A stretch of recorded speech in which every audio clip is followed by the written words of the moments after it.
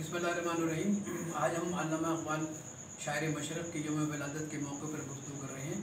आपको मालूम है कि अल्लामा इक़बाल एक आलमी शोहरत याफ्ता शायर थे। उनका उर्दू का और फ़ारसी का कलाम सारी दुनिया में पढ़ा जाता है, तो गौर व फ़िक्र किया जाता है।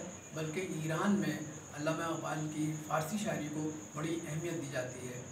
अल्लामा इक़बाल ने खुतबा इलाहाबाद में पाकिस्तान का तस्वुर पेश किया था और उन्होंने बाद में ये भी कहा था कि बरसग़ीर के मुसलमानों को अगर कोई शख्स उनको लीड कर सकता है, यानी उनकी रहनुमाई कर सकता है, तो वो कायद-ए-आज़म मोहम्मद अली जिन्ना हैं। उनके ख़ुतूत जो है ना किताबी शक्ल में मौजूद है।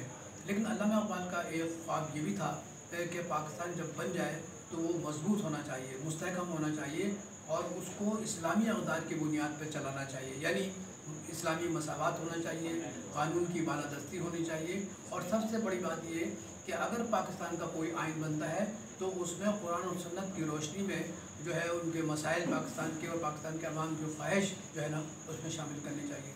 अल्लामा इक़बाल अपनी ज़ात में एक अंजुमन थे। उन्होंने शायरी के ज़रिए मुसलमानों को बेदार किया, क्योंकि उनके ज़माने में मुसलमानों की हालत बहुत ख़राब थी।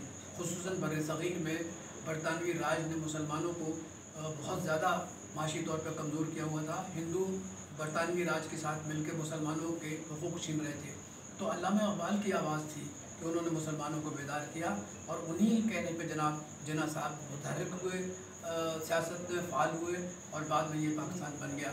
आज हम पाकिस्तान को हम देख रहे हैं कि वो बड़े मसाइल से दो चार है। उसकी एक वजह सिर्फ ये है कि हमने अल्लामा इक़बाल के अफ़कार से इनहराफ किया है, उसको हमने छोड़ दिया है और यही हालत हमने कायद-ए-आज़म मोहम्मद अली जिन्ना के अफ़कार के साथ किया है। लेकिन अभी हमारे पास वक्त है कि हम अल्लामा इक़बाल के अफ़कार को तलाश करें, उनकी शायरी को पढ़ें और किस तरीके से उन्होंने कुरान से इस्तिफ़ादा करते हुए शायरी की है और मुसलमानों को जगाया है। आज पाकिस्तान को अल्लामा इक़बाल के ख़यालात की, अफ़कार की बहुत ज़रूरत है।